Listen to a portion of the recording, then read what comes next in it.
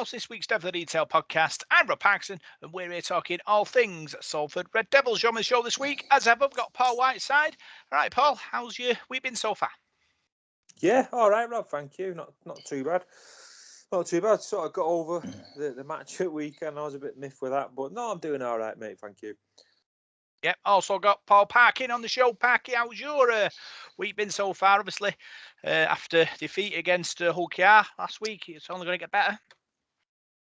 Yeah, hopefully. Kind of ruined my weekend a little bit, I'll be honest with you. I was probably more... I expected a win, I'll be honest with you. But, you know, that's what happens. That's the life of a Salford fan, isn't it? And ever since then, I've been stuck in this box. Broadcasting from another spot this evening. So I hope everything goes well technically.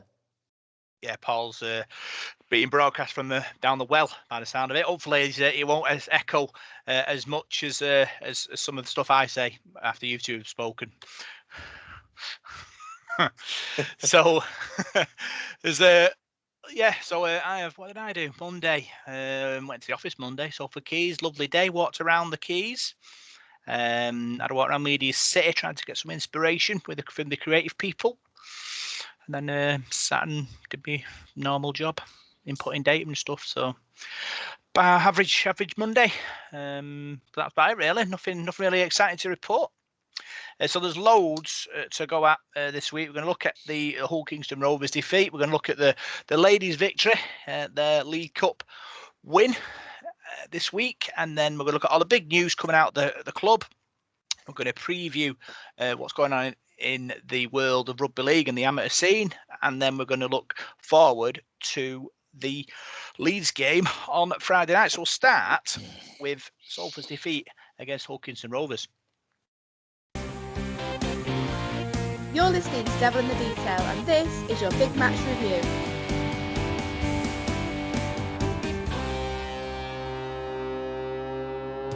So, Salford Devils were defeated at home. They lost 26 points to 16 to Hawkinson Rovers Parquet. First home defeat of the season. What did you make of it? To be fair, it's only our second home game. I thought it was just not good enough, not up to the standard. Certainly that first 40 minutes, it was embarrassing. I couldn't believe what I was watching, to be honest. I thought we had a great chance. I know the conditions weren't great, but I thought we had a great chance of putting a marker down, like we were saying last week about winning these home games and against a team that's probably going to be in and around us. But we just didn't get started. We didn't get out of the blocks. There was too many individual errors and poor performance. I could see from the first 2 or 3 minutes, we were putting the ball down, passing again. It's happened every week that just passing from one man to the next, the ball's not making it. And it's just basics. We're not getting beaten up by teams. We're not being outclassed at times. It's just our own mistakes are gifting teams, ball and field position. One thing that really stood out for me in the first half, I sit virtually just behind the dugout to the right, and I got a really good view of the players, and I was just taking it all in, and there was no talking between the players. There was no leader. There was no. I know, obviously, our skipper of the day was on the bench for the start of the game, which I wasn't dead sure about, but. There was no, it just seemed like a group of individuals who'd never met. And that's the way we played, They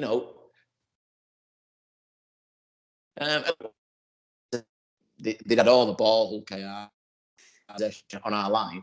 But somehow we were only 4-0 down or whatever it was. And I thought, we're still in this. I've seen this before where we got a terrible start and then somehow just built up and got into the game. And then within minutes, we're 18-0 down. And I couldn't believe what I was witnessing. The ease of the tries. They seemed to just waltz through. The one where they scored first under the post, where he just kicked over. It was like the parting of the sea. I didn't know where everybody had gone. It looked like our players had come off the pitch. I thought that the play had stopped or something because it was that easy, and that's just not good enough. We had a spirited spell in the second half, but you don't go 18-0 down in Super League and have to try and claw your way back. It's just not. It's rarely ever going to happen. I'm not saying it couldn't. I watched Castleford against Huddersfield the other day. They nearly did the same, but it's so tough anyway. And all Huddersfield, all KR had to do from there now was just see that game out, just be professional. And I know we did put a challenge back on, but they always had the edge, and it was just going to be the fact that they just needed one more score to tip them over, and they got it in the end. But too many individual errors, and I'll be honest, there were very few players for us that stood out for me that I could actually say came out of that game with any credit. Lots of technical fouls, Paul. Lots of 6 agains. Takes the sort of the juice out of your tank in many ways, and to go 18-0 down going into that half time sort of gave us a massive mountain to climb. Like Parky said, we did try to close the gap, and you know, you can only sort of run the clutch so far. You can play at an optimum level for such amount of time, but you will start to gas out, and I think that's what kind of happened in that second half. Yeah, he's not good enough, Rob. It was a championship performance. I mean, to concede, I think it was 6 against and 9 penalties. I mean, the 6 against a penalty, more or less, isn't it? So you concede nearly 20 penalties in a match, 18 penalties in a match. You're not going to win the game, ain't it? I think our contact is soft in defence, and I think that's what's giving them 6 against away, because we're not being committed enough in defence, so we're messing about wrestling with players, and then you're giving them away for fouls at the play the ball and things like that. I mean, there's no aggression there in defence. We're not dominating teams. You look at Hull KR, they had 3 men in the tackle every time, and they're dominating you. And no, I didn't think it was good enough at all. I think there's players on there again, and we said at the Huddersfield game, you know, bloke's not even making 50 metres in the forwards. It's not good enough. It really isn't good enough. And yeah, we rallied a bit and come back in the second half, but they killed us, Hull KR. I think the 2 half-backs, that Mikey Lewis and Jordan Abdul, I mean, that Mikey Lewis was timed in second half. He was toying as he was running sideways, and just put him down. So it was a disappointing performance from me. Well, I think when we got back to 18-16, we should have kicked on there and put that game to bed. I think Hull KR were blowing a bit then, and we didn't take it. We didn't. I don't know. We just didn't have the guile, and we looked disorganised on attack. We looked flat on attack. Passes were going to the ground again. We're conceding penalties. We had a man sin-binned again. It was just a bit of an inept performance for me, really. I don't think we deserved to win it. I think they were the better side of it, and they got the result. So if I was Paul Rowley, I'd be pretty worried, because we're going to end up in a dogfight if we don't start improving. Yeah. Paul Rowley talked about the sort of offensive side of the game. He talked about not winning collision. You'll hear that in a minute. But I just think, Parky, is how do you fix that problem? Because obviously these penalties, for me, aren't thuggery. It's technical fouls we're getting pinged for. So how does Paul Rowley fix this? Is it talking to the players? Is it talking to the referee's manager and seeing what they're going to penalise and what they're not going to penalise? Or is it him having to look at himself and his style of play that he's trying to put onto the team? I think Paul's hit the nail on the head, to be honest with you. It's not a case of these technical fouls are coming off the back of us losing challenges, losing the collision, and having to hold on that extra second, having to do that little bit more work. That if you hit them first time and stop them dead, they're not getting that quick play the ball anyway. They're not going to, the amount of meters Rovers were making against us was every time a player got the ball, it was 10, 15 metres. We got the ball going the other way. We were making 2 or 3. We're not big enough. We're clearly not big. We know that. We haven't got a big enough pack. But it's effort as well. He's putting in that little bit more. Just thinking back to the game, there was incidents where our players were bouncing off theirs. You've got to make these tackles stick, because once you've bounced off, you go back for the second one. That's where the likelihood of a penalty is going to come, or a restart, because you're late, or you're going to add that extra few seconds onto that play the ball, or you're not going to get square and you're going to get pinged. It's as simple as that. It's just making that effort, and it looked the other night like some of them players really just didn't want to know in that first half. I don't know if they were too cold or what. I don't know what's wrong with them. But that's where the problem lies. It's not a case of, like you say, they are technical, but that's because they're not doing the job right in the first place.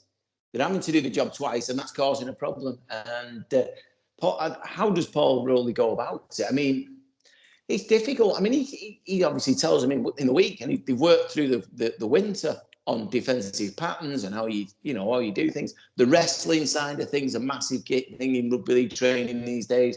They must have done that. It's the strength of them, and this is one thing that I've noticed. To be fair to Ian Watson when he was in charge, the lads were always fit and strong. Always looked like they were winning a tackle or they could hold some. At the moment, we've not got that. There's a lot of grabbing and pulling, and he's losing that first collision that's then putting us on the back foot and causing us problems down the line. Parky makes a good point there, Paul. Fitness, both physical and mental, are the players switched on not to be sort of penalised for these technical penalties? Fatigue will play a point in this, because obviously players get tired and obviously start making errors and things like that. But is Parky right that we don't look fit enough? There's something wrong, Robert. Like I said, I agree with Parky about the contact and that soft. There's a complete lack of aggression. You're at home there against Old Kingston Rovers, or any team at home. You should be charging in. You should get the crowd up. You should be smashing them in defence. And that's what gets you on top and wins your games. You go behind the 8 ball and go 18-0 down. You're not going to come back from that. I mean, that Jordan Abdul could have played the bloody dinner suit. I mean, no one touched him all night. He's banging the ball in the air. And people blaming Ryan Briley. All right, Ryan had a bit of a poor game. He knocked a few balls on. He should have had that time to put them balls in the air. There should have been someone there stopping him. I watched him in that first half. He's putting a bomb in the air. There was no one anywhere in. That's why he was getting so much height on them kicks, because they had all the time in the world to loft him in the air. And you can't afford to let a team. I mean, how many times did they offload the ball? They're just getting a ball out, and I think they just took the mick with us. I really do, and I don't think they're a great side. With all due respect to Huddersfield, I don't think they're a championship winning team, but they absolutely pummeled us. So how are we going to go when we play St Helens and Warrington and teams like that? They're going to murder us, and I fear for us against Leeds. You look at the size of their pack; they're going to steam. If we don't come out against Leeds and work from the minute go, we're going to get battered. We've got to come out with a different attitude, be a bit more aggressive in defence, and stop them. That first contact's got to be better. You can't afford to let them get on the front foot. Yeah, Paul, you spoke to Paul Rowley after the game. This is what you had to say. So that was Paul Rowley talking to yourself, Paul, and obviously he was sort of disappointed with. Right, Paul Rowley joins me. You're obviously disappointed, and I can tell that from the press conference. Can you put it? What did you say to the lads at the end of that game? It's soft contact in defence. You're very disappointed with the defence. That's what you want to pride yourself on, don't you? Yeah, obviously every team wants to. You can't win games without being good in defence. So, everything came from that. We started soft in D, lazy in D, and they rolled us from minute 1 to minute 40. We had a response in the second half after some honest chats, but we give ourselves too much to do really. And on the back of soft D, then you're letting Abdul get them kicks away. Law of averages says we're going to drop one eventually. They got joy from kicks. I think they scored all the tries from kicks actually, but we never once had kick pressure. But it's hard to put kick pressure on when you're not controlling the ruck previous to the kick. So that and you get your sets of 6 agains and your penalties. So just defence is the story. That's it. You said last week, didn't we, about the 6 to goals and that, and I think you nailed it there in the press conference. They're coming from that soft contact in defence. Ryan Lannan against Sin Bin this week. You're giving yourself a bit too much to do, aren't you? Yeah, I mean, it's probably not directly Ryan's fault. I think he's getting pinged for other people's offences and then him being one too many, so he's wrong place, wrong time, I guess. So that's a collective. That it's not just Ryan, it's collective. We'll all take that on board. But you've got to have an appetite and an attitude to defend, otherwise you can't win games. So we weren't happy last week and I'm not happy this week, so we just got to keep working hard. And we spoke about trying to prove people wrong about what we are as a team and where we'll be and what we're capable of, but up to now we're not achieving that. People always ask you about taking positives out of the game. I'm not going to ask you that question because I don't like it. What do you do this week? Do you do anything different in training this week? Is there anything you can do? You've got Leeds next week, another big game. They're a side who are on a bit of a downward spiral, aren't you? They're going to come here Yeah, well, they'll see us an opportunity, and before a ball was kicked of the season, everybody see Salford as an opportunity, like they do with Wakefield and Toulouse. We know that, and like I said, we're doing nothing to change people's opinion at the minute. So, as always, review will be really honest and uncomfortable, as it always is, and that's what we'll do. So we'll keep being honest within our group with each other. And preparing, the best we can. It's not like you can just go and flog them and run them around the pitch a million times as a punishment.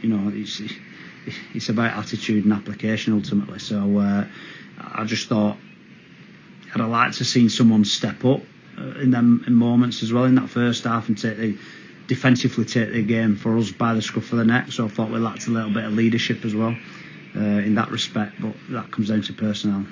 You decided to go with 4 forwards on the bench today. One guy who I thought caught my eye was Alex Gerard. I thought he put a good shift in for you today. Do you see that as like your plan going forward for next week, having those 4 forwards? Do you think that helped you today get on the front foot a bit? Not necessarily. I think we were covering Greenwood, who's obviously come back from injury, so Ryan Lannon with us as a back row option really. But we changed how we went about our business. Greeny got through, so we ended up using the 4. But you know what? Half the subs today were made out of people not performing rather than calculated substitutions.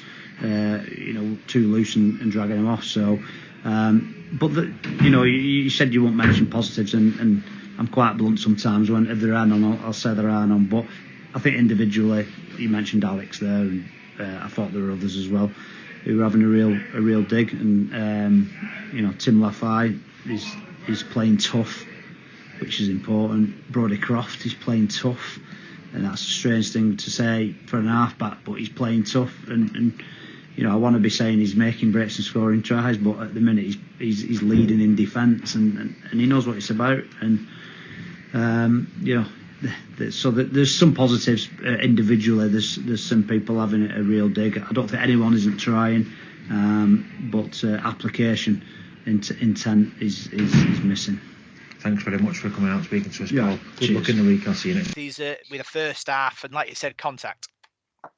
Yeah, he was. I mean, he listened to the interview, and he's probably a bit kind in the interview.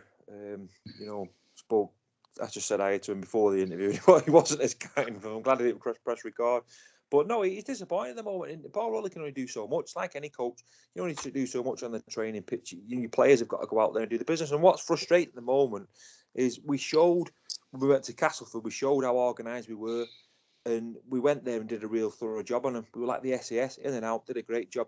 But that team at the moment, that composure, that sort of organisation and attack, it's all gone out the window.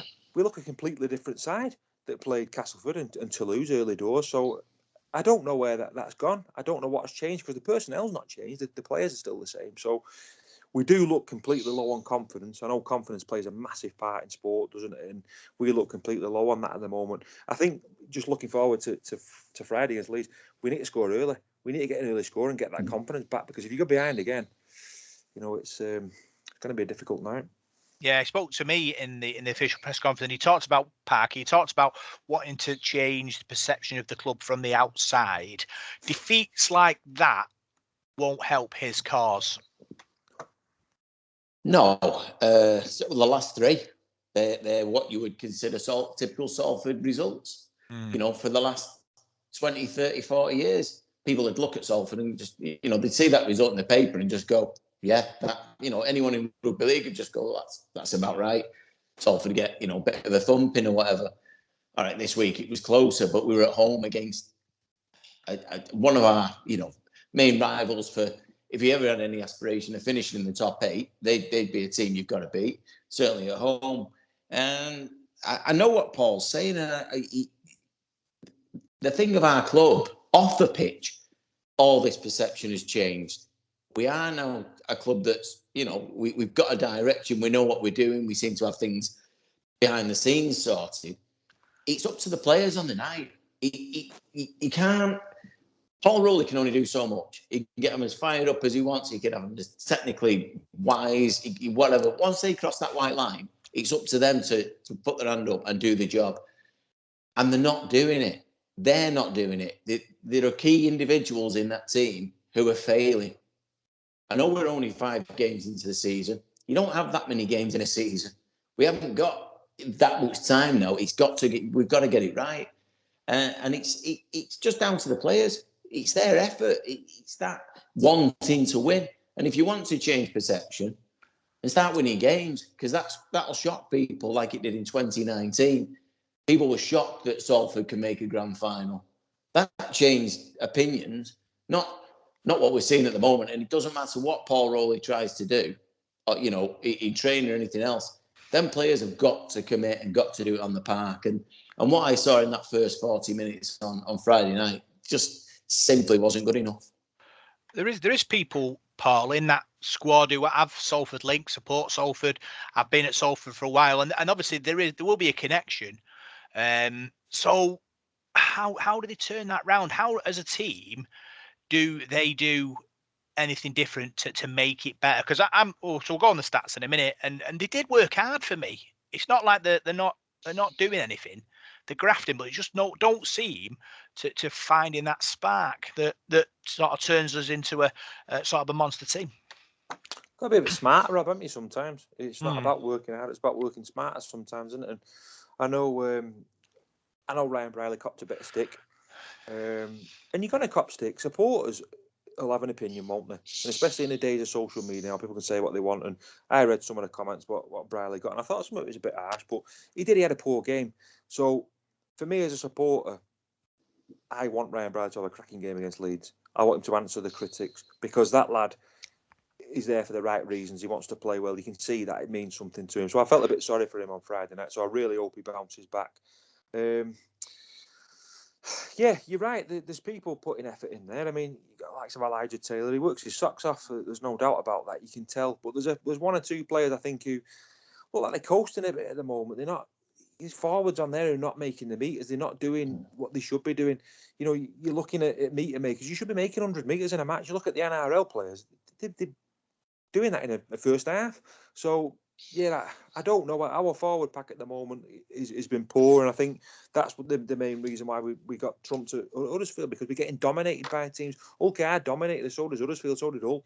And if your pack's getting dominated, you could have the Australian Test back line. You're not going to do anything because you're not going to get the ground. You're not going to make the field position to attack. I mean, Brodie Croft, feel sorry for him. He should be on there for his attacking. He's doing that much work in defence. Teams are targeting him. Okay, I run at him all night because they're just going to wear him out so he can't do anything. So I think there's players who've got to step up. They've really got to step up on Friday night. They've got to be smarter. They've got to work harder. They've got to defend better. They've got to come out in defence and show a bit of aggression. If it means giving a couple of penalties away, so be it. But let that other team know that you're there. Don't be soft in contact. Yeah, looking at the stats, Parquet, Alex Gerard 42, Andy Ackers 44, Shane Wright 33, James Greenwood 44, Elijah Taylor 35, and King Vuniyayawa 31 tackles. So forwards definitely putting the shoulder to the wheel.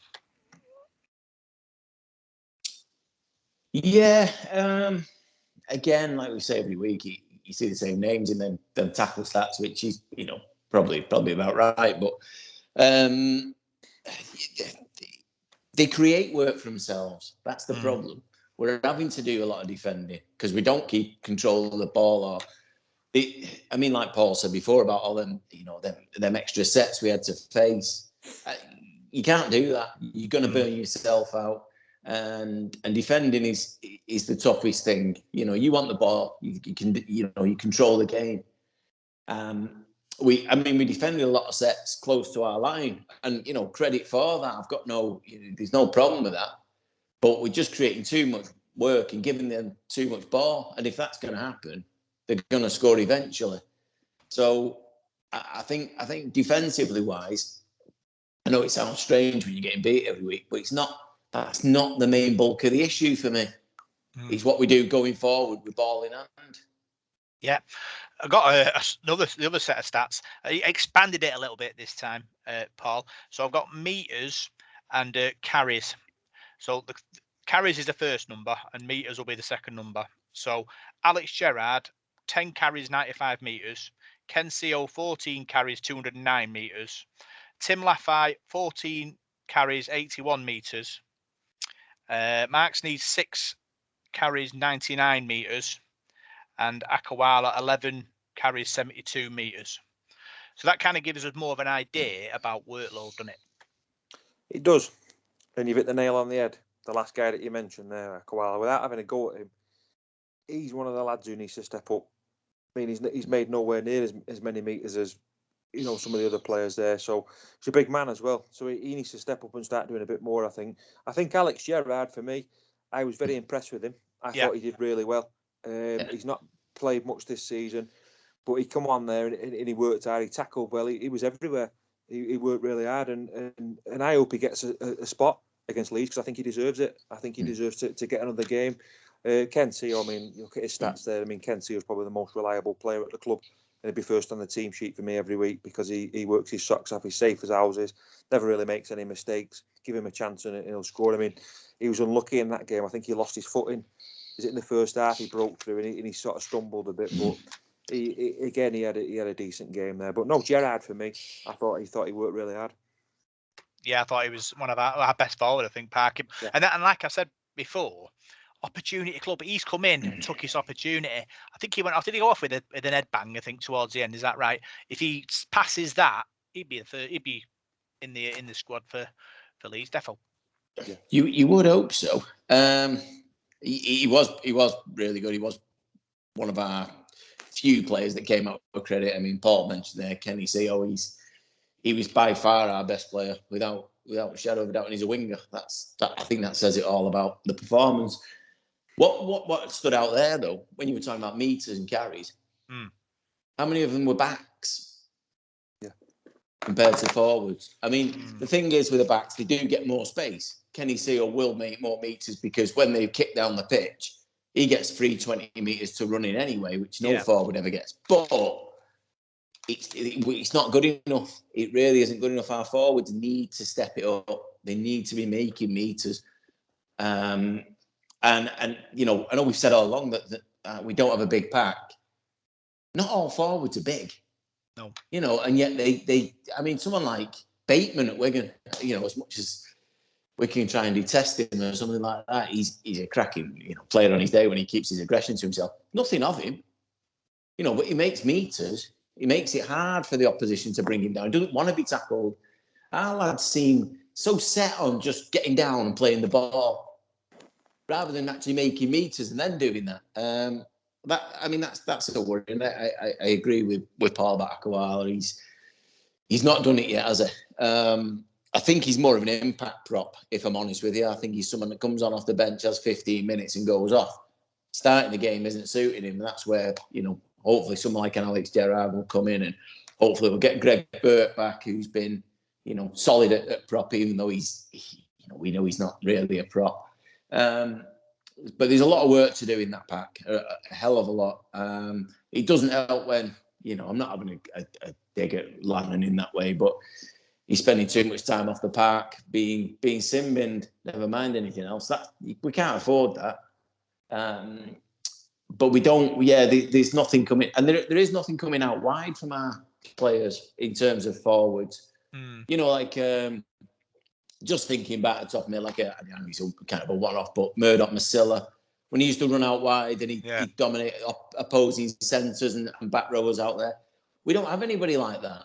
Or if we do, they're not doing it. And that creates a lot more space for us to work in on the pitch. So there's a lot to do, a lot to concentrate on. You know, like I say, another forwards aren't the biggest, but they've just got to work that little bit harder and for me, get us down the park. Akawala's job to, if you're going to use him to his maximum potential, Paul, you run him down that channel and run over the scrum half. That's what he's good at. That's what he did at Warrington, because at Warrington he's one of their speedier props. So if you can find an edge and get him to run over the top of somebody, it's good things.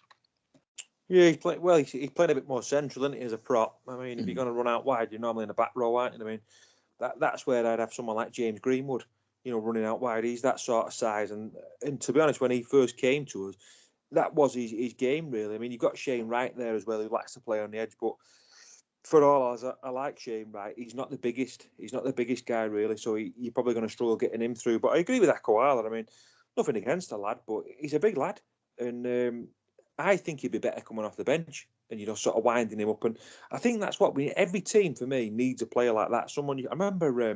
What's his name now? Paul Medley. He played for Bradford. They used to bring him off the bench. Bradford and Leeds. You should bring him off the bench. He lifted the crowd. He'd take the ball and he'd take the ball in like an express train, and the crowd would be on the feet.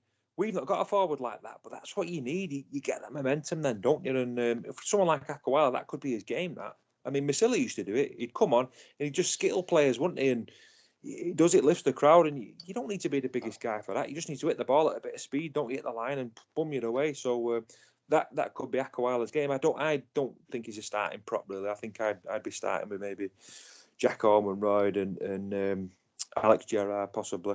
And see how that goes. King Bunny Ayo, I think he's been pretty good this season as well. But he's another one, not the biggest sort of guy, is he? But he's worked pretty hard.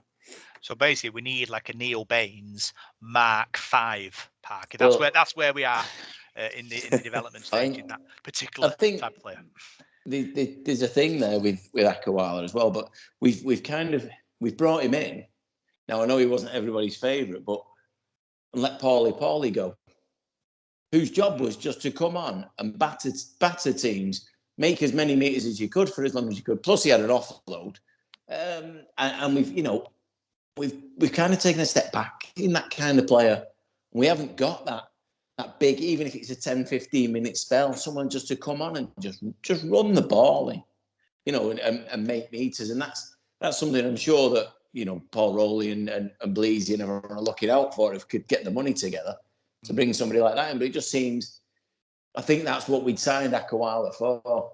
And he's either not being used that way or, whether he's changed his game or whatever. Because at Warrington, I remember seeing him time after time coming on Sky games and knocking, 10 bells out of teams, just charging in. And then he'd go off and he'd done his bit. He'd done the damage. He'd tired him out a bit. So, there's a lot to look at. I'm sure Rolls is working hard behind the scenes to put it right. Big thanks for your 3-word match reports of man of the matches. Chris and Janet Shenton need to improve. Tim Laffey, Colin Reynolds diffused the kick. Ken Seal, Gareth Lyons, forwards run harder. Gary Williams, drop Sneed and Briley. I think dropping Sneed and Briley, Paul, it's a bit extreme at the moment, would you say? Not playing well, Rob. He needs to be dropped. So yeah, I don't know. Mark Sneed, he doesn't look on his game at the moment. He's not been playing at the best. I think he got rattled a bit at Hull. Didn't play that well at Huddersfield. But you're playing behind a beaten pack at the moment. But you have got Chris Atkin there, who I feel a bit sorry for. He's been frozen out this season, really. And I'd like to see Chris come in on the bench. I mean, Andy Ackers probably hasn't been at his best so far this season. So if you've got someone like Atkin on the bench, it might just give him a bit of a kick up the backside and make him work a bit harder. But no, it might be a bit drastic. I wouldn't drop those two just yet. I wouldn't drop Ryan Briley. I think what Ryan Briley needs is a good confidence boosting performance. I think you drop him and that, to me, is not going to help him at all at the moment. Yeah, Rick Andrews, incompetent, brainless defending. His man of the match was C.O. Colin Wilson, worrying reality check. John Waits, already very worrying, C.O. Mark, game of two halves. Dave Hall, get bigger forwards. James Hawkinson, first half shambles. Sam Richmond, forwards suffering. Croft. Richard Morton, another horror show. Jim, in trouble. Paul, nothing like an opener. Nothing like Castleford. Mark Taylor, not good enough. And finally, Arthur Bollard, feeble first half.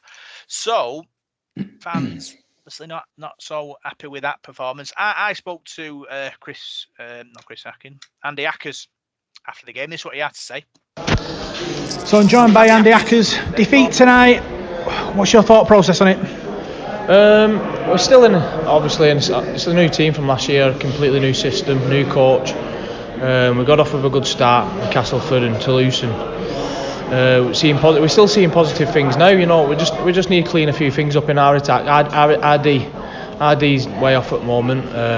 We know what that is. It's just an attitude thing, but yeah, it's just not good enough tonight. And sure, quick turnaround now on Friday against Leeds, and I'm sure we're going to put things right. Yeah, obviously, sort of a tale of two halves, really. First half, a lot of defence. Second half, played some good rugby, but just not enough to close the gap? Yeah, what we're doing at the moment, we're killing ourselves at the moment. We're getting good field position and we're turning it over, and our discipline's just way off at the moment. I don't know if it's we're just adjusting to the new rules, the 6 agains. I don't know, but it's just our discipline's just way off at the moment. We're defending pretty soft, and we know what we need to fix up, and it's just like I say, it's just an attitude thing. You think it's not sort of understanding the rules, or do you think it's just the over-zealousness of the referee to give it? I don't know. I think when things are just too quick, I think we've just got to be in control of ourselves and work as more as a team rather than jumping off or holding on, and we're doing our own thing, you know. See you, mate.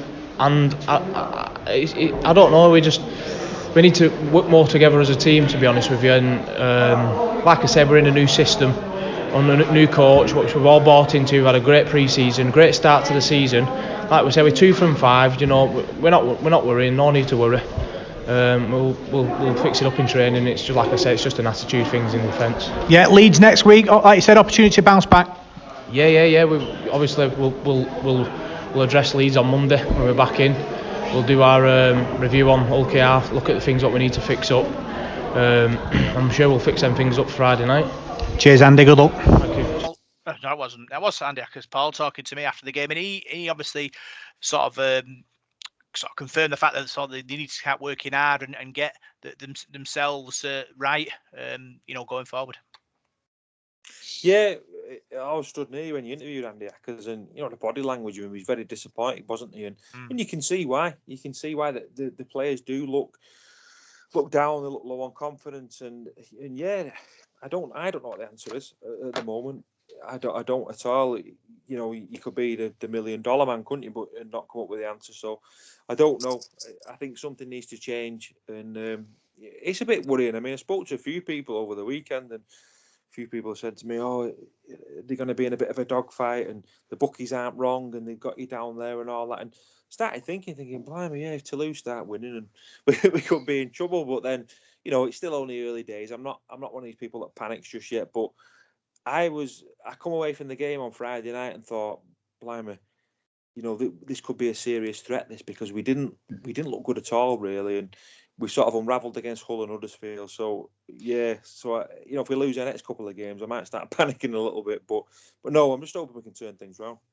Yeah, let's talk about the positives. Parker, the ladies were in League Cup action last weekend at Salford City Roosters. They beat Wigan St 42-0. Fantastic result for Chris Bates' ladies, and confidence going forward. Yeah, it's funny. We mentioned last week, didn't we? We were talking about every time you play a team from Wigan, you're going to be up against it. It doesn't matter who they are. And looking at the scoreline, it doesn't look that's the case. It looks like our girls basically blew them away. I did aim to be there, but wasn't. I'm not going into details, but I didn't make it. But from what I saw on Twitter, people sort of making their thoughts clear, and it looks like we've got a really good set of girls here. It looks like we've got a really good team, and that's a fantastic result. Really is in a proper competitive match. That's phenomenal, really, and well done to her. Yeah, hat-trick from Lucy McKeown, 2 tries from Lauren Ellison, 1 from Steph Gray, 1 from Hannah Wicks, 1 from Louise Fellingham, 5 goals from 7 attempts from Demi Jones, Paul. And Demi Jones was the catalyst for everything, both with ball in hand and with a kicking. Certainly has a sort of relationship with Louise Fellingham that's obviously creating chances for the outside backs. Yeah, this was another great result, wasn't it? A real great result. And it just keeps surprising me. I keep thinking, blimey, they might get a tougher test, but no, just blasting teams out of their way. But yeah, the team spirit seems absolutely fantastic, doesn't it? You see them singing the victory song, and these relationships and partnerships are growing week on week, aren't they? And they're only going to get better, you would think, the more games that the ladies play. So, yeah, while the blokes are struggling a bit at the moment, I think the ladies have been a fantastic story, haven't they, this season? And another great victory. Yeah, I spoke to head coach Chris Bates, and this is what he had to say. So that was Chris Bates. All right, Chris, congratulations on your first competitive victory as Salford Red Devils ladies coach. Talk us through it. Yeah, thanks ever so much. delighted, really. We didn't know what to expect from Wigan St. Pat's. They came kind of really physical and really big in their middles, and that was something that we'd worked really hard on. So I suppose played into our hands a little bit in that we worked really hard on bodies in front and making sure that our working contact was good. And I felt like that took the sting out of them a little bit, and really in allowed us to limit their meters, and then we ended up kind of finding ourselves in decent field position. And what we've asked the girls to do when we're in that position is that we play with our heads up and we play what we see. And we did that really well with kind of Demi chipping over a couple of times for Lauren Ellison and Steph to score, and I was really pleased with that. That's exactly what we asked them to do. Yeah, you play obviously a very expansive game. Is that kind of the philosophy sort of in this game and going forward? Yeah, absolutely that. So we want to give the girls a base really to fall back on. So when it's all going to pot, then we set to a post, we play through our structures, and but when it's going well and when we're playing well and we've got good field position, and we want to test and probe the opposition, and we want to find their weaknesses, and we want to give the girls the skills really to unlock those defences that are kind of like that. And really that's paid dividends for us. If you look at the Wigan game, we got very little joy through the middle. Our tries came wider. When you look at the Swinton game, exactly the opposite. And that's really what we want the players to do. We want them to be able to identify space and exploit it. As simple as that, really. Yeah. Di Jones was incredible with the ball in her hand and the boot as well. Her partnership with captain Louise Fellingham is really blossoming. Yeah, we've worked really hard with Demi and with Louise in their halves. We play with split halves, but they do occasionally link up as well, and their relationships blossoming. I mean, with Demi in particular, she's a really natural rugby league player. She played the game for a long time, coming to us from Widnes, and she reads a game well, and her kicking game, to be honest with you, is outstanding. So we scored 3 from her boot, really. One when she realised that the fullback wasn't at home off a scrum. So she boot the ball downfield, made sure that players around her knew, and off the likes of Steph and Lauren and Lucy went. And from there, they're just not going to be caught. And that's exactly what I'm talking about. There's a weakness in the opposition, and I know I can exploit it. That's exactly how we want to see them play. If that ball's turned over and we don't score off that play, we're not stood on the sideline going mad. We want them to play what they see, and we really try and encourage that. And Demi, to be fair, is key to it. Lobby's slightly different. Louise, in that she gives us a real structure, and when you talk to her, she's like a sponge. She wants to learn as much as she possibly can about the game, and if you follow her on Twitter, then you'll see that every night effect. She says that it's only Thursday nights that are rugby league nights in her house, but it's on telly Monday, Tuesday, Wednesday, Thursday, Friday, Saturday, Sunday. So I kind of wonder which aren't rugby league nights, and she gives us a structure and a platform to really kind of play, and the two of them complement each other really nicely. We're going great guns with those at 6 and 7. Yeah, Lauren Ellison with 2 tries, a hat-trick from Lucy McKeown shows you have 2 wonderful finishers in your back division. Yeah, I think there's a few. I think in Lauren, we've certainly uncovered a fantastic player. So came to us very little rugby league experience. Played a little bit of Warrington Reserves last year. Lucy, no rugby league experience. She's come to us from rugby union. But then you add Steph Gray into the mix. Then you add Jenna Monks into the mix, and you've got players across the park there who ultimately, if we put them in space, will finish. And I think that's what we're seeing really with the number of points we're scoring. So really, really pleased to see that. Being able to find one touchline and then the other, and not really having a dominant side, and really pleased with how they're playing. Yeah, and obviously being able to move the ball about. Your forwards built a good platform, and that makes the stuff off the back of it much easier. Yeah, I think that was absolutely key. So if we'd have let them get a roll on in the middle, then we'd have been nowhere near their line, and we wouldn't have had those opportunities to score points. So our pre-match kind of chat was about playing with intensity and earning the right really to play that expansive brand that we want to. And that comes from your middle core, your 13-9 and your 2 props. And with Taz at 9, she's fierce, defends really well, defends well above her weight. You got Megan Conliffe in there, who it really is a grafter. Her numbers are really good every week, and she's flourishing in the kind of system that we're looking to play. We went with Casey this week starting at prop, who put in a real stint, and and really's got a presence about her. And then Nessa at loose forward, who again works hard, and Nessa's kind of tasked with making sure that she holds the standards in the middle. And fundamentally, you see that if you were at the game on Sunday, then you see that kind of manifest itself in our field position. So if they're on a roll, we're going to be defending our line really an awful lot more than we actually had to, and it's a credit to them for. And then with the likes of Darcy coming off the bench, and it must be relentless to play against us at the minute. We're playing with real energy and looking to dominate the middle and then play off the back of it. It's not rocket science, this stuff, but we're executing it well. And for myself and Chris and Matt and Dawn as coaches, it's fantastic to see, really. Yeah, 2-0 at Wigan shows your girls have a real hunger for defence. Yeah, do you know what? There was a minute in that game when they kicked off to us after we'd scored, and it copped a bit of a lucky bounce, really, and it jumps over the winger and rolls out on the 10, and all of a sudden they've got their first kind of good ball set, really.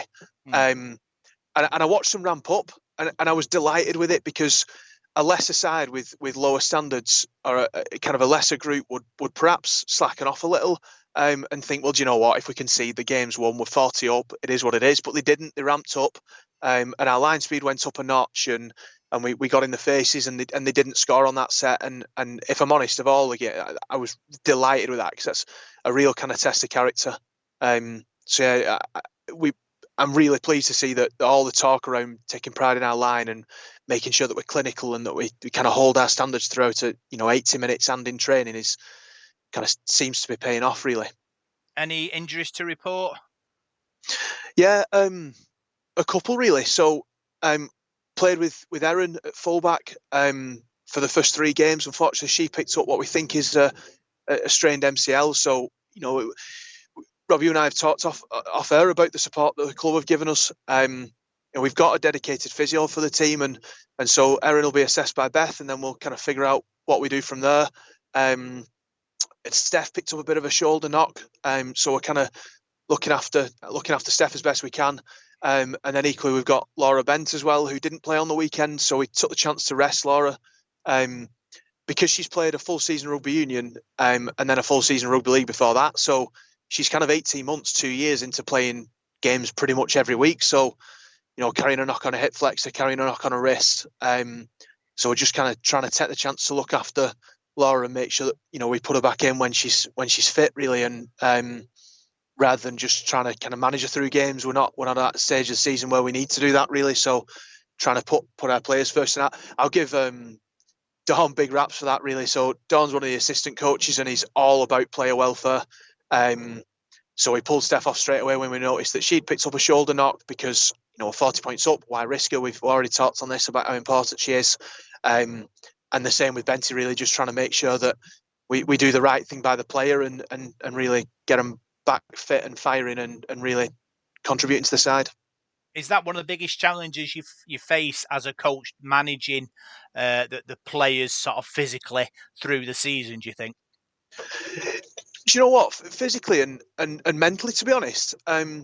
So I coached the side prior to lockdown, and obviously I've just started working with these now, and I do honestly think there's an impact there in it doesn't seem to take much to rock a side's confidence nowadays. And so, if Benty's carrying let's use her as an example, if Benty's carrying a hip flexor and a wrist and goes into a collision and doesn't quite win that collision, and then her confidence drops quickly on the back of it, because it doesn't feel like she's done a good as job as she might have done if she was firing all cylinders. I think we've got a duty of care there to really try and get Benty back kind of loving her rugby, really. And she was ultimately seething with me when I told her she was being rested on Sunday, but I like to think that she kind of understands all the reasons for that, and that we've got to try and make sure that these girls are fit to do a job through the entire season. And there'll be some players for some games and some players for others, and it really is a squad game nowadays. Even when everybody's fit and firing, you can't expect with the I've talked about us defending with intensity and ramping up when we need to. You've got to manage players' fitness levels through a game as well. So we haven't got any props at the minute that are playing 80 minutes. Even Nessa's coming off and being spelled, because we ask them to give us everything for 20, 30 minutes to a really high standard all the time. We can't really expect players to do that for 80. We'll either see standards drop or we'll see them pick injuries up as they push the bodies harder. So That's our job really on the sidelines, spot those things and to make sure that we make the right decisions at the right time to let the side hold the standards up that we want them to. Yeah, there's real excitement for the ladies team on the terrace. Obviously, we're looking forward to the season. Is the one of the biggest challenges, is it keeping the girls kind of grounded and focused and not getting caught up in the circus of the media getting behind them and building the profile? It's a great question. Yeah, it absolutely is. I think the noise on the back of the Swinton game was unbelievable. To level with you, flicking through Twitter and looking at the kind of stuff that Salford fans were saying about us and how we kind of, I saw plenty of. I've never watched a women's game before, and I can't believe how they played. And if I'm honest, that's the boat that I'm in. I came from the men's game, so I completely understand that. It's been unbelievable to see. When we played Wigan, there must have been 200 or 300 people there, and the girls take loads from it. They must think they're dreaming. They've got a club that's wholeheartedly committed to them and a fan base that seem to have adopted them. Our job as coaches, unfortunately, is to kind of, no pun intended, play devil's advocate. But we've got to kind of we've got to make sure that we hold those standards all the time. So let's face it, if we go on now and we slacken off and we think we're kind of bigger than ultimately what we are, we've won. Well, we've kind of won 2 friendlies, won 1 competitive game, lost 1 friendly. In 6 months' time, nobody's going to remember who we are if we lose every game from here on in. We don't win a league game and don't get any further in the cup. We'll have wasted all the hard work that those girls have put in since, November, October. So we've got to keep going. And every kind of game, you hear it all the time, don't you? Take it one game at a time, etc. But all we're really doing at the minute is just moving the bar up a little bit and moving our standards up a little bit and saying, well, against Wigan, we conceded some soft points and that cost us a game that we were really disappointed to lose. So let's work on our kind of defensive structures and our standards and what we expect out of contact and how we go about winning the floor. And then against Wakefield, we faced into a bigger side that came full strength, that tested us down the middle, and we did well with that. So that moves the standard up a little bit. So now we can't afford to let us kind of drop below that. You then look at the journey we're on and you look at what we did against Pats. Well, actually, we played what we saw really well. So that moves that bar up a little bit. And now we can't afford to let ourselves drop below it.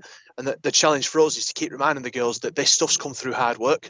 And we've got to continue, got to keep our heads down and we've got to keep working to make sure that we progress again next week. Because, this is kind of the beginning of something. Us kind of doing well in 3 friendlies better than we expected. And then turning over St Pat's on the weekend isn't that's not our grand final. We want our grand final to be around May when the League Cup plays out, and then we want our grand final to be at the end of the season once we've completed the championship season. But in order to do that, we've got to stay grounded. We can't believe the kind of hype that's around us, as fantastic as it is to see, and we've got to keep working hard. Yeah. Next game is Widnes at home. Salford City Roosters on Sunday. Widnes are a very good side. Finished 3rd in the championship last season. Be a real test for your ladies. Yeah, absolutely. So we've taken a number of players from Widnes in the last few months. Casey, Demi, Liv, Taz, to name a few. So we're expecting them to be really up for this and. I know they lost against Warrington last week, but I think we're expecting a full strength Widnes side to really come fired up and really gunning for us for a couple of reasons. One of those being the kind of noise around us that we talked about in the last question, and the second being that we've got some players who did very well with them last year. So we've got to make sure that we're on it this week, and we've really looking forward to them coming and testing us and seeing how we measure up to it. Brilliant, Chris. Good luck. Thanks very much. Talking to myself, Paul, and obviously he was beaming with pride that his ladies are sort of working hard, but he wants to keep them grounded so they can keep moving forward. Yeah, I think that's the mark of a good coach, Rob. You don't want them to start believing their own hype. They've got a lot of work to do and things like that. But you've just got to take each game as it comes, haven't you, like they're doing, and just knocking teams off, working hard in training. I've heard some stories of a few people have been to the training session. I think it was Matt Carr I was talking to, and he said they were working really, really hard, and they're doing some good stuff there, and keeping the fitness levels are good. And yeah, it's great to see. It's been a good story all season, and Chris has got the team playing really, really well, and let's hope they can just keep getting better. We mentioned it last week, didn't we, about the season? They're going to be in the Championship next year, and it's going to be tough week in, week out. Well, they're proving they can do it because they're backing up week in, week out. They've got another game coming up this weekend, so yeah, good times are rolling. Yeah, stats Parker, top carrier Megan Cunliffe, Lucy McKeown. Megan did 11 carries, Lucy McKeown did 10, Victoria Kinney with 7, and Steph Gray with 7.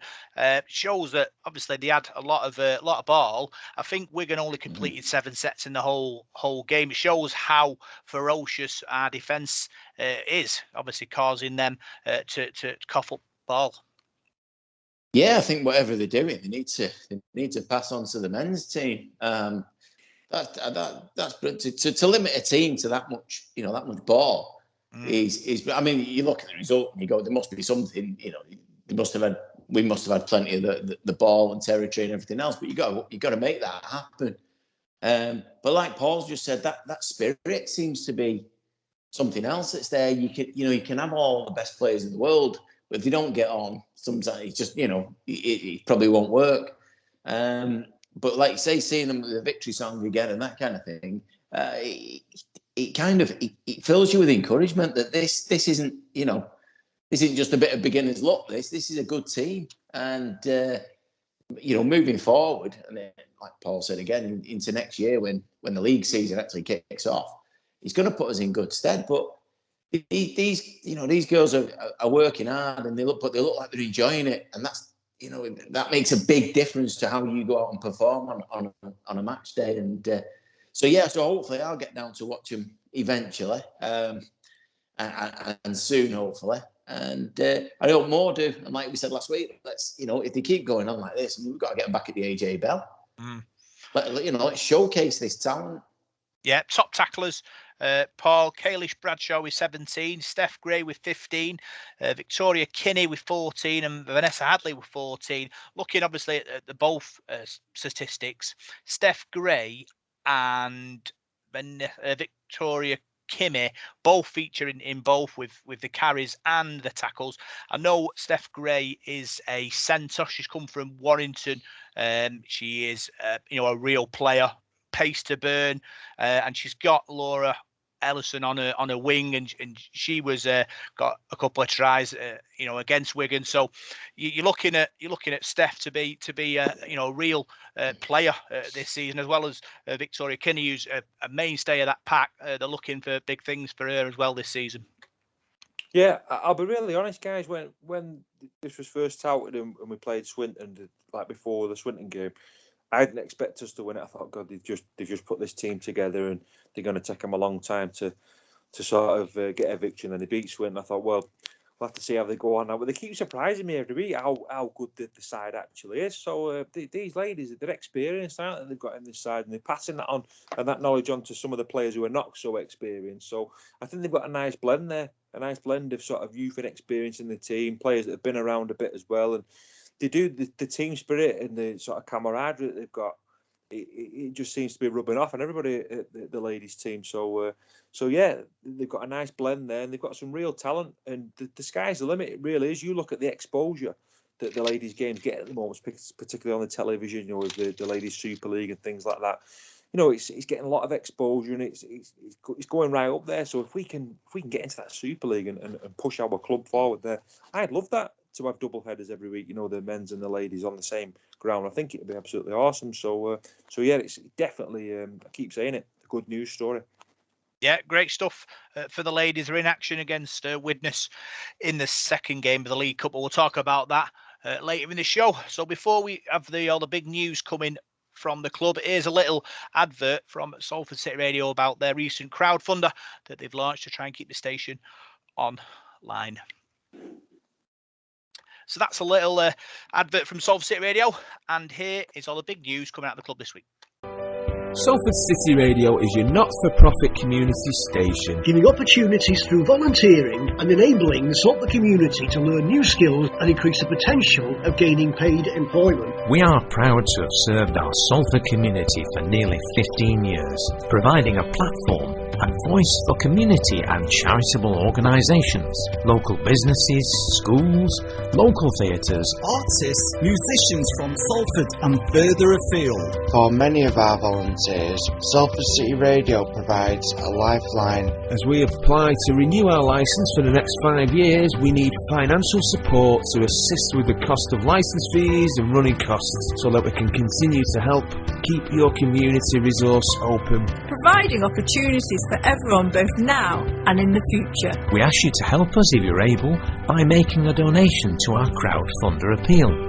As a thank you for your kind donation, you'll be rewarded by opportunities to get a shout out on air, to be a guest on air, or maybe even present your own show. Find out how you can help your community station now by visiting crowdfunder.co.uk/Salford-City-Radio. If you can't help by making a donation, you can still be a big help by sharing our message with your friends and family. Your support is very much appreciated.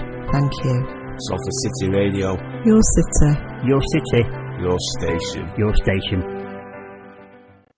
So, Parky, we'll start with the third kit has been announced. We know how much you like merchandise. What's your take on it? It's definitely divided opinion, hasn't it? The first time I saw it, I was really impressed. I thought, the concept. I mean, the launch of it, the video was brilliant, very, very slick, very professional, and obviously it's got the iconic, buildings of our skyline in the city, and that's great to see. Blue, and I know we have a lot of away kits that are blue. I'm not a massive fan of blue, but I can ride with that. But it's kind of in homage to our main sponsor, isn't it? Selco, whose colours are blue and yellow, and it does come across a little bit Leeds-ish. But I actually really like it. Like I say, it has divided opinion, but it's it's a one-off shirt. If you don't like it, don't buy it, don't wear it. But it's no, I think it's a good idea. I think it's a decent concept, and hopefully, I mean, it looks like from what I've seen on Twitter, plenty of people have gone out and bought it. So you've got to bring something out. You're never going to please everybody. I know that. I've complained about shirts for years about design and whatever else, but I think these guys are doing a pretty good job, and it's it's good to see. And it is, like I say, with all them landmarks on it, I don't really know what else you can do. I think it's really good. I like it, I think it's great. I think the Selco sponsor being sort of in the shirt rather than sort of a block on top of it is very good as well. Kind of adds to the shirt for me. So yeah, I'm impressed. Great shirt. What about you, Paul? Not bothered, mate. No, I thought it looked all right. I heard a few people say it looked a bit like Leeds, and Leeds is like blue and amber, really, isn't it? So I thought it looked okay. Not too bad for me. I'm just gonna have to shift my head down here because my battery's going. Sorry, lads. Should have charged my iPad, shouldn't I? So I'll make a note, Parker. One for you, one for me, and Paul's not bothered either way. The one thing I will say is that it does look Leeds-ish, but actually it's more blue and white with a bit of red. The yellow is only the sponsor. There isn't actually yellow in the kit. So as much as it looks a bit Leeds-ish, it's only because of the sponsor. It's nothing, they've not gone all out and said, we'll go Leeds or we'll go Wire or something like that. It is what it is. And like you say, like Paul said, I mean, at the end of the day, it's just another kit, isn't it? But if it sells well, the club will get a bit of money out of it. That's it. That's the most important thing. Crossed. That's the most important thing. Obviously, VX3 produces some fine kits. I know they have like a training kit. I think there was a training kit offer. Was that right, Parker, this week? Yeah, if you buy the shirt, you get a free T-shirt. Oh. And I'll be honest with you, the T-shirt's really smart as well. So you can't lose. It's I mean, I think if you go out and try and buy the T-shirt, it'll probably cost you about 25 quid. So it's half the shirt. Yeah, great idea, really good. And again, they've done it before, haven't they? When earlier in the season when I managed to get me Woolly out in the end. Yeah. You know, they were doing it. If you bought something, you got some. You know, and I said then I hope they do a few more offers. Well, clearly they are. So I hope people do go out and buy it and put a bit of money in the club's coffers. Do you know what would go well with that Woolly hat, Parker? 2 new shirts. I'll let you tell the wife. Yeah. So that's that. So other news: Supporters Trust are having a questions and answers evening at the Dog and Partridge. It's on the 22nd of March, which is a Tuesday. Both men and ladies players will be there. Paul, looking forward to it. It's going to be a good night. Yeah, Dog and Partridge. Yeah, it's a good pub. Dog and Partridge. Dennis does a good job down there. Nice pint. So I'll be doing my best to get down there, work permitting, depending where Mr. Baxi has me on that day, because they tend to send me all over the show. But I'll do my best to get down there. It should be good. I think it's Brodie Croft, Sam Luckley, and is it Shane Wright as well? Yeah, I've got a list here. I've got a list: Sam Luckley, Shane Wright, Brodie Croft, and then for the ladies, Megan Condolithy, Gabby Chaplin, and Hannah Walker. So I think it'd be great, obviously, Parker, to obviously meet some of the ladies and to obviously see the players. With the pandemic that's gone on, we've not been having much contact with players, have we? So it'd be great to get down there and support them. Well, I think that's the kind of thing we've missed probably since we moved to the AJ Bell, if I'm honest with you. That interaction with players. So it's really good. And especially for the 2 Aussie guys, and Sam obviously coming down from the northeast, but he's a bit more used to England than the other 2. And it'd be nice, to see how they've settled in and make them feel part of the family, and find out their thoughts on the early start to the season. And obviously the ladies, let's find out more about them. We still don't know enough about these girls. So yeah, no, it should be a decent night. Is that this Tuesday? Is it? 22nd of March, Tuesday. Next Tuesday. 7 p.m. Next Tuesday, 7:30 start. £3 entrance fee, and there's a raffle on the night with great prizes. So it'll be opportunity for fans to go down, put a few pennies in the Supporters Trust kitty, and hopefully everyone have a great night. Could clash with the recording of a podcast. You never know. Possible. Might have to. So I'll have to look into that. Yeah, might have to. When do we play the week after, Paul? Friday. Wigan in the Cup. It could be Monday, Wednesday. Possibly. Yeah. Conversation we can have off air, not the conversation we're going to have. What do you think? Let us know what day you think we should record, Monday or Wednesday. Let us know. Other news. Challenge Cup was drawn this week. Salford are away at Wigan. Not a fantastic result there, Parky, but I did see a stat provided by Paul Sniffer Blair, Hume, and he said that in the Challenge Cup we're tied when it comes to right. Yeah, it is. Yeah, I've not seen that particular thing, but I think it's. I'm trying to think back to me on 6 each. Yeah, so we've had some great cup ties against the week. Generally, away from home, I don't think we get that much luck, do we? The trouble is at the moment, if we play like we did on Friday, it doesn't matter who we'd have got in the cup, we'd have really struggled. I wouldn't have fancied going away to Featherstone, to be honest with you, if that would have been part of the draw. So who knows? We've got another week to get our ideas. A win against Leeds could give us a decent boost. And before the season, I know a lot of the time under Ian Watson, they talked about Wembley being, not Wembley this year, but Tottenham, the cup final being our chance. Because realistically, we're not set to win the Super League, are we? That's over a season, we're probably not geared for that. But the cup, you only have to win a couple of games, you can be in the final. So hopefully these players have looked at it and targeted it, and let's go to Wigan without fear. It is a cup game. If we get knocked out, we get knocked out. It's not going to affect us, league wise and getting relegated. Just give it one, a big shot and see where we get. Yeah, I've had a couple of rearranged fixtures. Wakefield away now is Sunday, the 3rd of April, and Castleford at home is now Friday, the 20th of May. Obviously, club gives us notice, Paul, which is good. Obviously, trying to sort of shift work patterns around and that to get you to games. I suppose a lot of people with these tickets probably aren't very happy about the Castleford one being changed. But I suppose Wakefield now a Sunday, decent day out Wakefield if you can know where to go.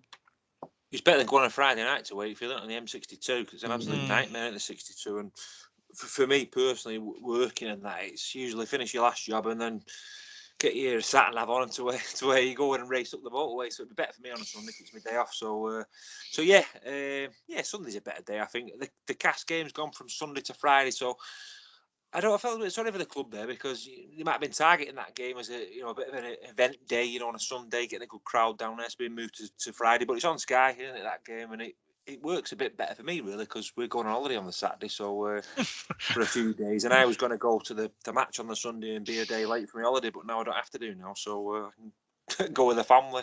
So that's got me out of the doghouse a bit. So yeah, the fixtures change around a lot, don't they, this time of year? I think for Sky and things like that, they pick what games they want to have on, but yeah, I'm sure it won't be too bad. Yeah, sad news has come to us. Park in Langworthy Reds clubhouse was vandalised over the week. Terrible stuff going on there, windows broken and things like that. I've seen it all on Twitter. It's a great club, and I'm hoping, obviously, people can rally around the club and sort of help them get back to a good standard in that clubhouse. Obviously, it's terrible, and we're hoping that the vandals are caught and punished.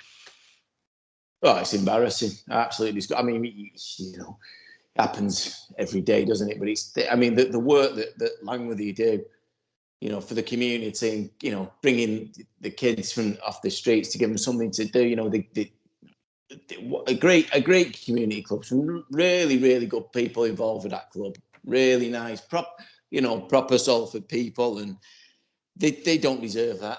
It's disgusting, and I hope people can help out and get it all sorted. But your heart goes out, doesn't it? Because these people are giving up the time to help others, really. To give us all something to do, and even you go and watch them, you get the entertainment and that sort of thing, and then you just get idiots who, they're not really worth the oxygen, are they? But no, shocking news, and I hope everything gets fixed, and the club can keep going from strength to strength. Yeah, I played for Langworthy third team about 15 years ago, so they are my team. Wasn't very good, but they kind of humoured me for a couple of seasons. And they've set up a GoFundMe page, Paul, to help raise funds, and we're hoping, obviously, the people of Salford can help them get their club back into ship-shape form. Yeah, I'm sure they will do. Yeah, it's just one of them things you don't need, isn't it? Really, I mean, without swearing and going on it. Sometimes I think it's society, isn't it? I think society is just full of numpties these days, isn't it? Nobody seems to have any patience or time for people, and you don't have the sort of goodwill anymore with a lot of people. I don't know. I don't know where people are coming from. I really don't. It brasses me off big time. Yeah. Other sad news, Parky, Salford, an ex-Salford player, Davey Stevenson, passed away today. You've obviously, you saw him play. Give us your memories of him. Yeah, he's good player, good centre, Dave Stevenson. One of my, again, early kind of memories, early heroes, if you like, at that time. Sort of, I know he came late 70s. I remember him in the early 80s. A really talented player, and another one that was stolen from us. Went off to Wigan, didn't he? At that time, the likes of him and Colin Whitfield were in the team. Paul Fletcher was coming through. We started to sort of look like we were building something, but very, very, very sad news. I remember him coming back as well in the, I think it was 1990, 91, the second division season, whatever it was. I remember him turning up at a training session one night, and I sort of looked and I was thinking, I know him, I know his face from somewhere. And then it sort of dawned on me, I thought, oh, he's back, and to me, even though it was kind of best part of 10 years later, if you like, it seemed like, wow, we've got one of our best back. And he didn't stay for much longer after that. But, such a shame, and thoughts go to his family, and rest in peace, Dave. Yeah, 98 appearances. Paul, 37 tries, 2 goals. Obviously, our thoughts are with his family and friends at this sad time. Yeah, he's another player that my dad used to talk loads about, and I remember him telling me a little story about Davey Stevenson. Apparently, I think this is true, he put off his getting engaged in the 1978-79 season to get married until Sulphur won a game, and they went ages without winning a match. So that's one of the stories he told me about Davey Stevenson. But yeah, one of my dad's favourites, and I remember him saying how disappointed he was when he left to go to Wigan. I think Colin Whitfield went with him, and another one of my dad's favourites, Paul O'Neill, went not long after that. Wigan seemed to steal loads of players off us around that time, and Parky just mentioned Paul Fletcher there. He went to Hull, didn't he? So I think if you go back and look at that side, early 80s, if we could have kept all those players, I think Mal Yates was another one as well. There's some cracking players in that team, and they could have been like a real solid team in the 80s. But no, David Stevenson, very, very talented player, and I think if you ask any Wigan supporter, what he did for Wigan, he won a lot of trophies there when he went to Wigan afterwards. I think he was there for a long time, wasn't he? About 9-10 years at Wigan. So yeah, he wasn't that old. I think he was the same age as my dad, so about 63, something like that. So it's nothing. It's real sad. Shocking news that really tonight. Really sad. Yeah, I thought you were going to say proposed in one decade, got married in the other. That's the kind of that's what I thought you were going to say. Other sad news finally that reached us. David Hadfield, a respected rugby league journalist, has passed away. Paul, he's obviously a major player in the rugby league journalism scene. He covered rugby for most of his life, from Blackpool to Sydney. He wrote 8 books as well, and also when he in sort of later life he played sort of Tig and Pass at Bolton Mets, and they do say obviously part of his family are sort of Salford supporters. So it is sad. Obviously we've met him a couple of times, and he was a nice bloke. Sort of talk to you and things like that. So yeah, another sort of rugby league great gone. Yeah, I remember when we first started doing, when I first got like a press pass and saw Dave Hadfield in the press room at Salford, and I knew him writing for like The Independent, because when I was at school, when I used to go in the library at school doing my stuff at dinner time, I always used to have a look at the papers to see if there's any rugby league news, skiving from schoolwork. And I always used to get The Independent, big broadsheet, and Dave Hadfield used to write in that. And I used to read his stuff, and he was a very, very clever writer. He wrote a lot of good articles in a lot of rugby league magazines. He used to do 40-20, and he always used to do the last section in the old Open Rugby magazine. And he always wrote with a bit of humour as well. Proper writer, really. Not just a journalist, but a real writer. Somebody very intellectual and very intelligent man. And like I said, I remember seeing him in the press room and being a bit taken back, really. It's like when you see sort of Trevor Hunt now and people like that. These are your heroes growing up. Yeah. You listen to him on the radio, and then you meet him in real life. But no, he was a quiet man, Dave Hadfield, but fantastic writer. I've read a lot of his books as well, and I think he'd been poorly for a while, hadn't he? But no, lovely man, and it's just sad news. That really sad news. Yeah, I'd love to be able to sort of take time and just sort of get information from them and learn from them. But obviously, people are always doing stuff, aren't they, Paul? Yeah. And it's hard, isn't it, to sort of like just sort of say, just give us a minute while you talk me through this, or what do you think of this, or how can I do this better? But I suppose it is a balancing act.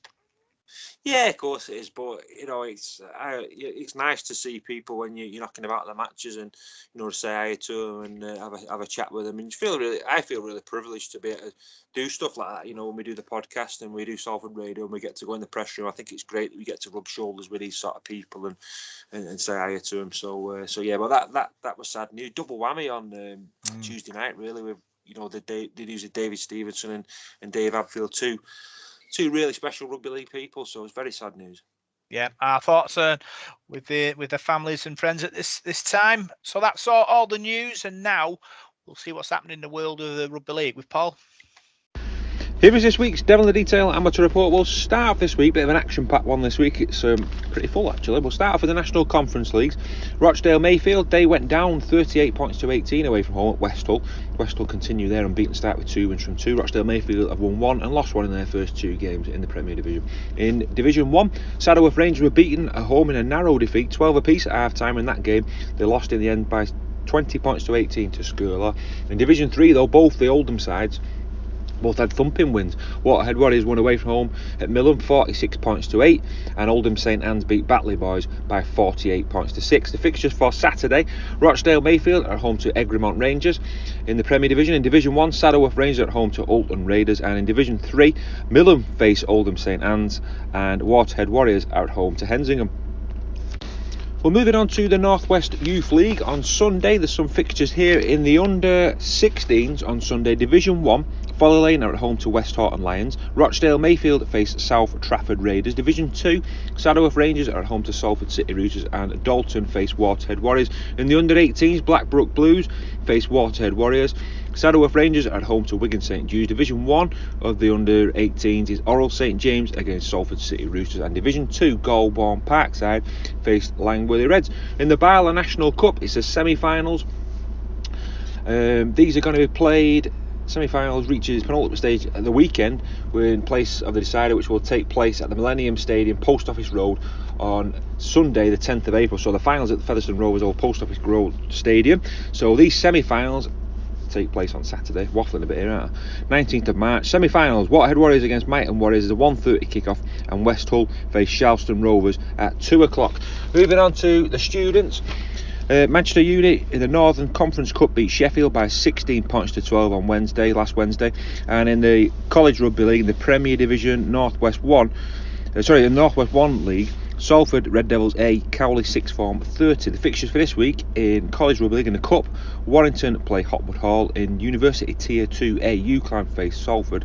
In the Premier Division of College Rugby League, Huddersfield face Salford Red Devils, and in Northwest 1, it's Salford Red Devils A against Wigan Warriors. Moving on to the Northwest Men's League. In Division 1, Folly Lane 16, Chorley Panthers 12. That was a result from Saturday the 12th of March, as are all these results. Division 2, West Bank Bears 20, Salford City Roosters 22. Walney Central 32, Cadishead Rhinos 12. Wigan St Pat's A, West Horton Lions 34. In Division 4, South and East Burton Wood Chargers 36, Oldham St Anne's A 12. Langworthy Reds 20, Higginshaw 32. Waterhead Warriors A 52, Clockface Miners A 10. Moving on to the fixtures. The fixtures coming up this weekend, Saturday the 19th of March. In Division 1, Bury Broncos are at home to Hindley. Division 2, Cadishead Rhinos face Wigan St Patrick's A. Roost Pioneers are at home to West Horton Lions, and Salford City Roosters entertain Wigan Springview. In Division 3, Liverpool Lizards are at home to Rochdale Mayfield A. Division 4, South and East, it's Oldham St Anne's A against Langworthy Reds, and Bolton Mets play the Tameside Knights. That's in Division 5. We're moving on to Women's Rugby League. There was some matches in the Women's Challenge Cup the weekend just gone. The results in Group A: Barrow Raiders 0, St Helens 68, British Army 8, Warrington 50. Group B: Huddersfield Giants 8, Leeds Rhinos 38, Lee Miners Rangers 72, Hull 0. In Group C, Bradford Bulls 6, Wigan Warriors 44, Dewsbury Moor 0, York City Knights 78. And in Group D, Castleford Tigers 10, Wakefield 32, Alton Raidettes 10, Featherstone Rovers 30. Some fixtures for this Sunday the 13th of March. Results from Sunday the 13th of March. Women's Rugby League result, it was Division 2, Manchester University 0, Liverpool University 60. And the fixture for this week in Division 2 is Liverpool University against Leeds University. That's Sunday the 20th of March. Well, apologies if I've stumbled through this week. It's been a bit hectic, this one. Turning our attention to life outside Super League. At the weekend, it was the Challenge Cup Round 5. The Super League clubs come in Round 6. Salford have drawn Wigan Warriors away from home. You might have heard that, and Rob will be talking about that on the podcast with me and Parker. But the division Round 5 results: Barrow Raiders 32, Workington Town 18. Epic game there in Barrow. Close one. Workington led 18-12 at the break. Barrow Raiders too strong in the second half. T. Ritson scoring again, and Gerard Sammer got a couple of tries in that game. Batley Bulldogs 20, Featherstone Rovers 54, North Wales Crusaders 30, Sheffield Eagles 50. Chris Wellham getting a try there for Sheffield Eagles. Good win for the Eagles. Whitehaven 38, York City Knights 12. That's a big win for Whitehaven against York. Much fancied York side in that game. And Widnes Vikings 24, Barrow Raiders 34. Was a championship match last Monday. So Barrow continue their unbeaten form in Division 1 as well, in the Betfred Championship as well. The fixtures for this week in life outside Super League: there is a pre-season game between London Scholars and the Am. There was a Challenge Cup match as well on Monday night, and that was Bradford Bulls 18, Leeds Centurions 20. Leeds Centurions went through there. On Sunday, the Betfred Championship, Barrow face London Broncos at 3 o'clock. These are all 3 o'clock. Batley Bulldogs at home to Featherstone Rovers. Dewsbury against Newcastle Thunder. Whitehaven against Sheffield Eagles. Workington Town against Bradford at 2 o'clock. And York City Knights face Widnes. That is at 3 o'clock. The Monday fixture next week is Halifax Panthers against Leeds Centurions. Well, moving on to some of our youth sides as well, we like to mention Folly Lane. Folly Lane drew 10 apiece, the 14s. They had a hard-fought draw against Pilkington Rex, and the tries came from Carter Graham, Max Merriman, and Nathan Walton got a conversion. Carter Graham being awarded the man of the match, so a good result there for Folly Lane under 14s. Salford City Roosters under 18s are looking for new players. We mentioned this on the podcast last week. If you're under 18 and you want to play rugby league this season, the Roosters want you. Join them at training. You know, they train Tuesday nights and Thursday nights at 7 o'clock, so get in touch with Salford City Roosters. Folly Lane under 15s, they won 40 points to 8 with tries from Harrison Hope, he got 2, Dylan Maxwell, Brad Davidson, Evan Hutchinson, Dan Jenkinson, Kane Miller Coates and Tom Puckley, with 4 goals from Dan Jenkinson. The man of the match went to Jacob Gillingham, so a big win there for the Folly under 15s. And also the Langworthy Reds under 13s, they played Portico Vine. It finished 37 apiece, a fantastic match. They only had 10 players due to injuries and illness, and Portico Vine had a full 17 there, so they played the game with no subs, and they kept keeping, obviously subbing their players to give their players a run. But an outstanding effort from the Langworthy Reds under 13s. To draw 37-0 when you've only got 10 players is an absolutely marvellous result. So best of luck to those lads this week. We'll be talking more about those youth teams next week in next week's Amateur Report. I shall see you on Friday night for Salford against Leeds. Take care and have a good week. So that's Paul's report on what's going on in the world of rugby league, and now we'll look forward to the Leeds game on Friday night. It's time for the Devil of the Details Big Match Review.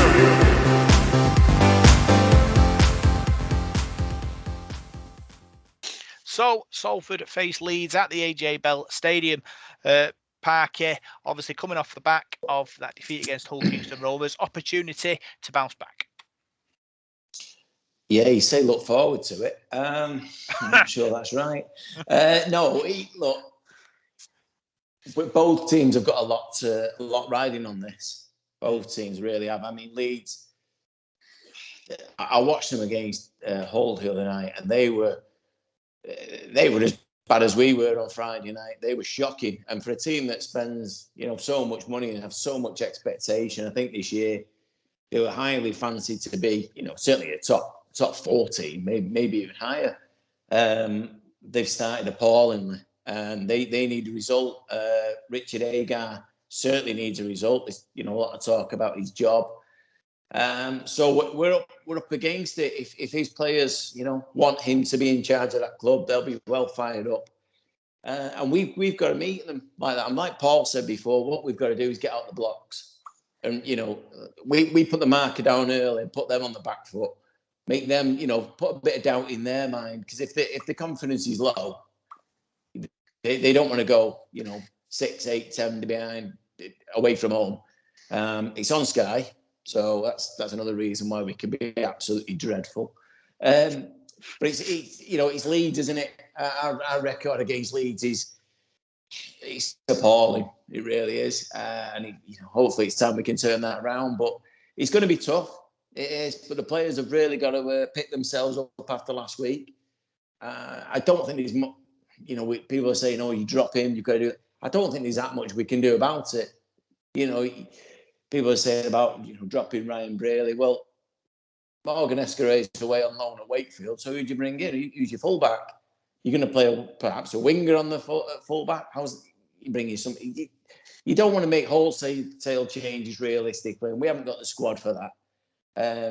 It's time to back each other, I think, and like we said before about Mark Sneyd having a couple of bad weeks. I mean, the Hull away. There's a lot on it for him at that game. He's a bit of a hero there, isn't he? He probably wanted to impress, and it all went wrong. And I know the old KR fans the other night gave him a real hard time. Every time he was behind the post, he got some proper abuse. Whether that got to him a little bit in his game when, I don't know. I mean, you can't really allow it. He's a top pro, but so this is a chance to let him shine against decent halfbacks again coming up against him. So it's. it's going to be a tough one, but it's one we've got to look forward to. And, Leeds aren't coming here in any great shape, so we've got to be looking to knock them off. Yeah, I think, Paul, that we have to play the team, not the name. I think we sometimes do kind of fall into the trap of thinking, oh, it's Leeds Rhinos, oh, we're going to get beat here. But this isn't the Leeds Rhinos of 10 years ago. There's no Jamie Peacock. There's no Kevin Sinfield. There's no Kevin Senior. They have some good players, but they aren't peak Leeds. And I feel that, obviously, after last week's performance against Hawkinson Rovers, there will be players in that dressing room who need to come out and put on a performance. And I think Leeds will be getting that on Friday. Who's Kevin Senior? Kevin Junior's dad. Keith Senior. That's it. They've still got some good players. You've got Blake Austin and Aidan Caesar, haven't you? Two top half backs, and I get what you mean. Though it's not like that all conquering Leeds side that was then. And they made a poor start to the season, haven't they? They've only won one, I think, out of 5, haven't they? So they were awful against Hull, from what I saw, 31-0 down, and they scored a couple of late tries. So. But you look through the squad, and they've got some good backs. They've got a good pack of forwards. That Reece Martin's good. Aledge is a decent player. Matt Pryor, I think, is a massive workhorse for them. He's suspended, so he'll miss this game. I think he got a one-match penalty notice after the whole game, so he'll be missing. I think that Cruz Lehman's back. They've got Brad Dwyer as well. The pair of them always cause a lot of damage. So they've got plenty of quality players, but like you said, it's about us bouncing back really now. And you've got to look at this as a big springboard. If we could knock Leeds off, that would be a big shot in the arm. Then going into our next league game, which is away at Wakefield. Can you turn that light off, please, Alan? There's a light going here now. So it's going to be an hard game. There's no doubt about that. Leeds are going to test us. The pack will test us because they're a big pack. But we've got to come out, Rob. And we've got to play from minute one. We've got to work hard from minute one. We've got to get in their faces. And can you imagine if we put a few big shots on early doors or get an early try, it's going to lift the crowd as well. And then you've got those Salford homes. You need to give them something to shout about this week and get off on the right footing. Remind Paul Parker, does he walk towards the light or away from the light? Oh, you walk away from it. But yeah, you walk to it. There'll only be the two of us doing the podcast next week. Yeah. I think what Paul said there as well, my brother mentioned last week at the game that 10, 15 minutes into that game against OKR, how flat the ground was, how flat the crowd were. And I said, well, the team have got to give us something to lift. You can't rely on the fans just to continue to back you, when you're not performing. And that's why I think we've got to get out of the blocks on Friday night, start putting them on the back, hitting them hard, forcing errors. And like Hull KR did last week, when their fans are all doing that cheer every time you tackle somebody because they're not going to make more than 5 metres and you're trapping teams in their own 20. We need to do that. Get the crowd behind us. Because I think our fans have been magnificent this year as well. I think they're turning up in numbers again. And we're being let down a little bit with what we're seeing. And this is a chance. We're on the TV. We get to show Rugby League that if we are, like you were saying before, about changing perception, let's go out and turn Leeds over. That's not something Salford do. Let's turn them over and let's do it proper. Let's not have, let's not be hanging on because that's the way Salford do it in the last minute or something like that. Let's put the game to bed. Let's do to them what OKR did to us in that first 40 minutes. Put the pressure on them, put the doubt in the mind, and get the crowd on side. And then, this time next week, the world will look a much better place. Yeah. Big game for the club as well. They've got the schools coming down. Paul Traynor doing a fantastic job liaising with all the schools, inviting them down, getting them players to go and engage with them. And we're hoping for a record turnout. I know they've been working hard and I'm sure they'll be rewarded. Yeah, the weather looks all right on Friday. It's going to be a nice day, isn't it? Going to forecast. So yeah, it'd be great to see that. Loads of youngsters down there, and that's why it's important that we don't put in sort of a Salford Fall guy performance and play like a load of dummies and lose by 50 points. We need to come out and perform and do the business, really. So yeah, I'm looking forward to Friday night. But like we've said before, it's Leeds. I think it's Salford against Leeds is one of the worst records in rugby league, isn't it? I mean, I was going to do a stat this week and I've not had time to go through my book, but I was going to have a look sort of post-war, how many games we played Leeds and how many games we've sort of won and lost, the ratio, and it's terrible, isn't it?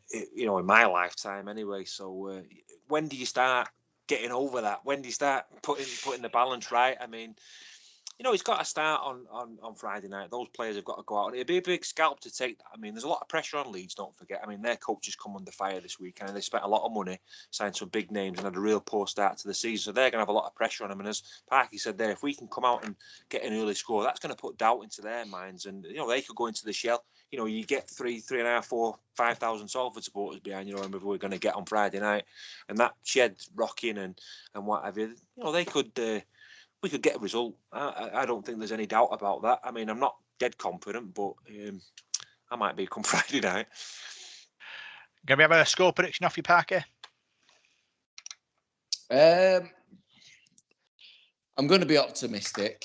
I've got to be. I wouldn't normally, especially with it being Leeds, but I think we're going to hang on to a tough 24-18 win. 24-18. I'm sure he copies off me. So YouTube must be connected. It must be like Toshak and Keegan here, because you're going to say something like, Salford are going to win 22-18. I've wrote mine down here for you on the back of the League Express. Have you? I've got 24-22 to Salford. See what I mean? 22, what was it? It's telepathic, me and him. We're struggling in that prediction league, aren't we, Parky? What did he say? 24-22? 24-22, yeah. All right. I'm going to go Salford to win 38. There we go. 6. Yeah. 38-6. Croft. Double. There you go. Stick that in your League Express.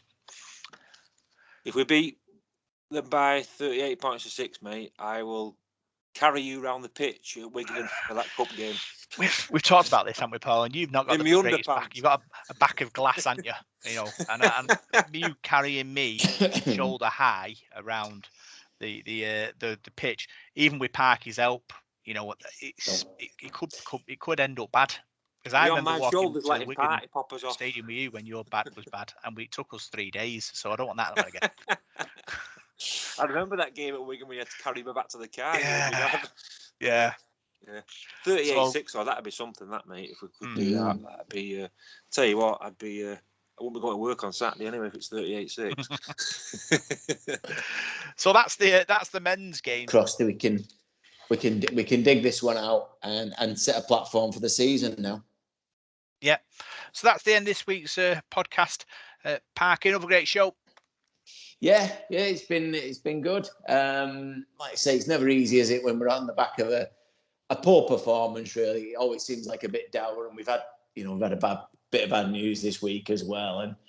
And but hopefully, you know, we can get through this, and I'll be celebrating again on Friday night. And this, you know, next week's podcast, I don't know, we could be on top of the world. But another good show. Yeah, it's always a yo-yo love affair with Salford Red Devils. Paul, you ride the highest high and stoop to the lowest low.